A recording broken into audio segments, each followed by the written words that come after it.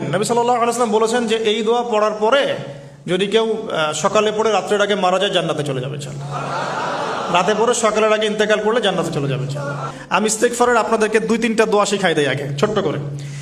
1 number, যারা একটু পড়াশোনা করেন মাশাআল্লাহ তারা এইটা পড়বেন, সাইয়্যিদুল ইস্তেগফার। সাইয়্যিদুল ইস্তেগফার আমার সাথে বলবেন, আল্লাহুম্মা আনতা রাব্বি লা ইলাহা ইল্লা আনতা খলাকতানি আনা আবদুক ওয়া আনা আলা আহদিক ওয়া ওয়া'দিকা মাস্তাতা'ত আউযু বিকা মিন শাররি মা সানা'ত আবুউ লাক বিনি'মাতিকা আলাই ওয়া আবুউ বিযানবি ফাগফিরলি ফাইন্নাহু লা ইয়াগফিরু যুনুবা ইল্লা আনতা।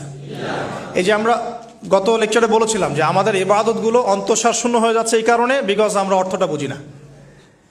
এই যে দোয়াটা আপনি করলেন, নবী সাল্লাল্লাহু আলাইহি ওয়াসাল্লাম বলেছেন যে এই দোয়া পড়ার পরে যদি কেউ সকালে পড়ে রাত্রের আগে মারা যায় জান্নাতে চলে যাবে ইনশাআল্লাহ। রাতে পড়ে সকালের আগে ইন্তেকাল করলে জান্নাতে চলে যাবে ইনশাআল্লাহ। তো কি পড়লাম? আল্লাহ পাক বলছেন, নবী সাল্লাল্লাহু আলাইহি ওয়াসাল্লাম বলছেন, আল্লাহুম্মা হে আল্লাহ আনতা রাব্বি, আল্লাহ তুমি আমার রব,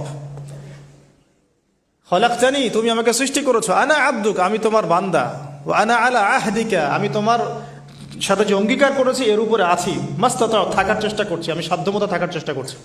আবুউ লাকা বিনি'মাতিকা আলাই আমার উপরে আমার যে উপরে তুমি যে নিয়ামত দিয়েছো আল্লাহ এগুলো আমি স্বীকার করছি। হে আল্লাহ তুমি আমার উপর যত নিয়ামত দিয়েছো আমি স্বীকার করছি। ওয়া আবুউ বিযানবি আমার যত গুনাহ আল্লাহ সব স্বীকার করছি। এইভাবে যদি বান্দা আল্লাহর কাছে দোয়া করে আল্লাহ মাফ করবেন না? সুবহানাল্লাহ। ফাগফিরলি আল্লাহ আপনি আমাকে মাফ করুন, ফাইন্নাহু লা ইয়াগফিরু যুনুবা ইল্লা আনতা কারণ আপনি ছাড়া যুনুব কেউ ক্ষমা করতে পারেন। ব্যাস এইভাবে বুঝে এটা যদি না পড়েন অ্যাটলিস্ট এতটুকু, আস্তাগফিরুল্লাহাল্লাযী লা ইলাহা ইল্লা হুয়াল হাইয়ুল কাইয়্যুম ওয়া আতুবু ইলাইহি, এইটুকু। আর এটাও যদি না পড়েন, না পড়াটা একটু লজ্জার যদিও বা, তাও যদি না পড়েন তাহলে বলবেন আস্তাগফিরুল্লাহ ওয়া আতুবু ইলাইহি, আস্তাগফিরুল্লাহ ওয়া আতুবু ইলাইহি। আসুন তাহলে আমরা কাজগুলো পেয়ে গেলাম। এখন আসুন আমরা কেন রোজা রাখছি।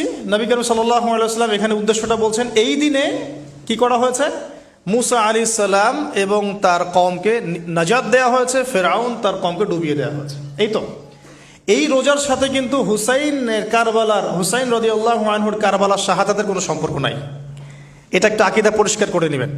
হুসাইন রাদিয়াল্লাহু আনহুর কারবালার ঘটনা হয়েছে নবী সাল্লাল্লাহু আলাইহি ওয়াসাল্লামের ইন্তেকালের 60 বছর পরে। শরীয়ত ক্লোজ হয়ে গেছে না নবী সাল্লাল্লাহু আলাইহি ওয়াসাল্লাম ইন্তেকালের সাথে সাথে, নাকি আরো শরীয়ত আসবে? তো শরীয়তের কোনো নতুন বিধান কি